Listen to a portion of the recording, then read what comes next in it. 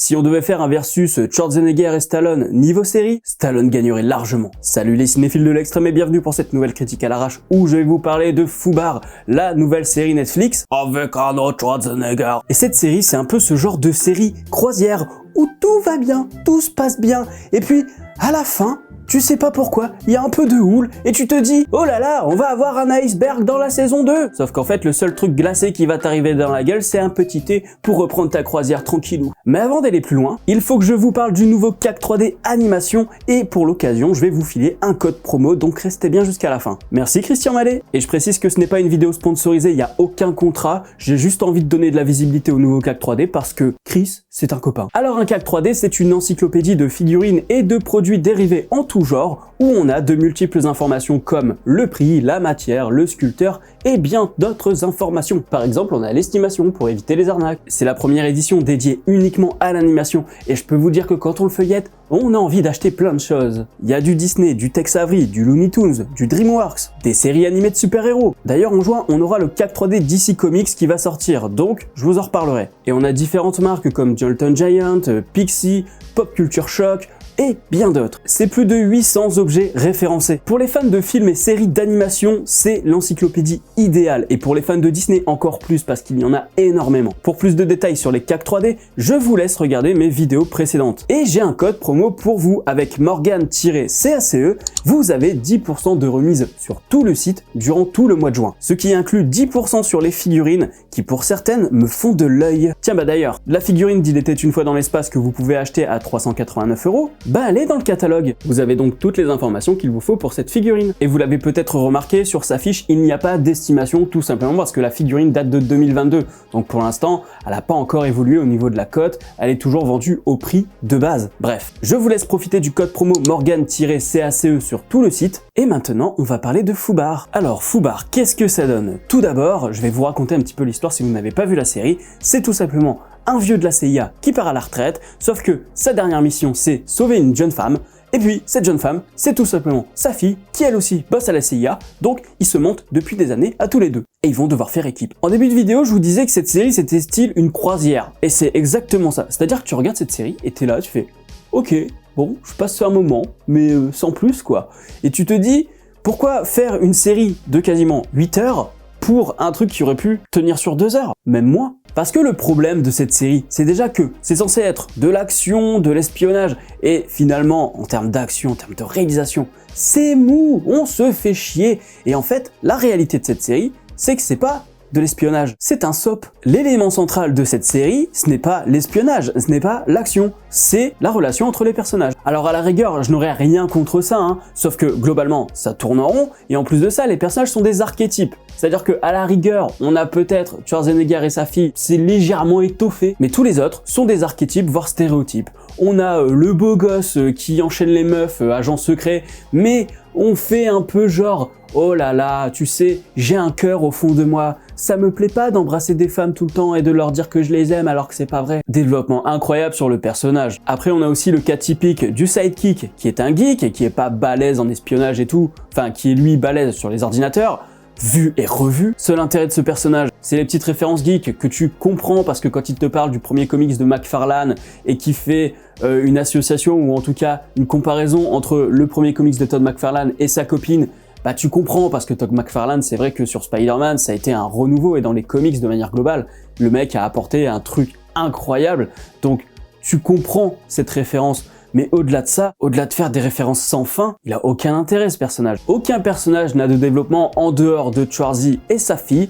T'as pas envie d'en apprendre plus sur ces personnages. T'as juste envie de te poser sur le canapé et de dire voilà, maintenant je débranche mon cerveau et je regarde Netflix. C'est le genre de série ni bonne ni mauvaise. C'est tellement plat que je ne vais pas lui reprocher d'éléments et je vais pas le féliciter pour d'autres choses. Donc t'es là et t'es un zombie en fait devant. On n'aurait pas de Schwarzenegger, j'aurais même pas regardé. Déjà que ça m'a bien foutu le seum que ce soit pas Daniel Beretta. Alors apparemment il est parti en retraite, sauf que l'info sur sa retraite, bah elle est pas officielle et elle date du mois de mai. Donc si sa retraite date du mois de mai, bah ça voudrait dire que le doublage il a été fait genre 2 semaines avant que ça sorte sur Netflix. Ça me paraît étrange. Alors attention, je dis pas que ça arrive jamais, ça peut arriver. Mais j'ai déjà cette frustration de ne pas avoir Daniel Beretta. Bon après la VO fait qu'il y a des jeux de mots parfois qui sont pas adaptables. Après, ça reste nul en termes d'humour, hein. La seule fois où j'ai eu un rire, c'est parce que Roux, une des agents de la CIA, là, elle est sous Xanax, elle est complètement pétée.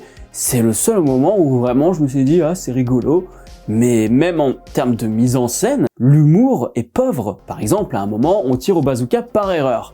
Et en fait, en termes de découpage, de mise en scène, c'est nul en fait, c'est tout plat.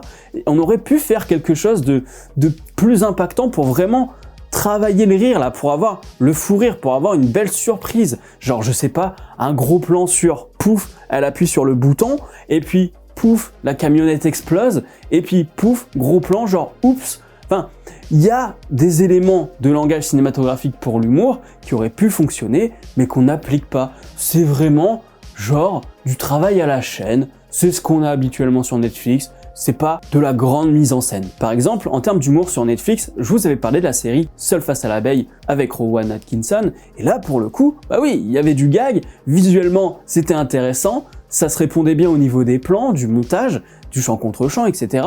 C'était bien foutu.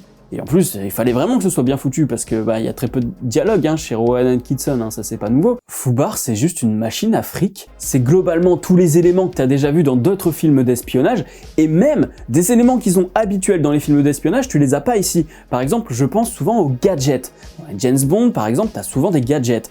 Et là, rien du tout. Ils peuvent se faire plaisir, c'est un univers un peu fictif, enfin bref, c'est de l'espionnage, on peut inventer n'importe quoi. Et bien là, il n'y a pas de gadget. Il n'y a pas grand chose de plus à dire sur cette série. C'est vraiment le genre de série que tu regardes juste parce qu'il y a Schwarzenegger sur l'affiche. Et c'est dommage parce que cette série, le personnage il a 65 ans. Schwarzy, il en a 73 ou 74 je crois. Et en fait, il n'en joue pas dans cette série. Mais il n'en joue pas du tout. C'est-à-dire que oui, il est vieux, il peut plus se permettre de faire tout ce qu'il peut. Et pourtant, plutôt que d'en jouer, comme le ferait par exemple Rocky Balboa ou John Rambo avec des personnages qui ont de l'arthrite, qui sont essoufflés, avec des training montage qui sont douloureux, eh ben non. On a des scènes d'action qui sont nulles à chier, où on voit rien, parce qu'ils veulent pas se permettre de jouer avec le fait qu'il est vieux. Ou en tout cas, ils en ont pas les compétences, je n'en sais rien. Et donc parfois, on se retrouve avec un mec qui arrive à niquer des gueules de petits jeunes qui sont ultra balèzes, et ça n'a aucun sens, parce que ça ne fonctionne pas dans la réalité, en tout cas dans l'univers qu'ils ont créé, ça ne fonctionne pas, et donc on ne ressent rien. En plus, comme c'est une série d'espionnage humoristique, jouez sur le fait qu'il est vieux, bordel. Jouez sur le fait que, il est pas toujours balèze. Il y a une fois où ils font un truc ultra cliché pour montrer heureusement qu'il a quelqu'un derrière lui, c'est à un moment, il est parti pour se faire buter, et puis en hors-champ, pouf, ça tire une balle, et l'adversaire meurt.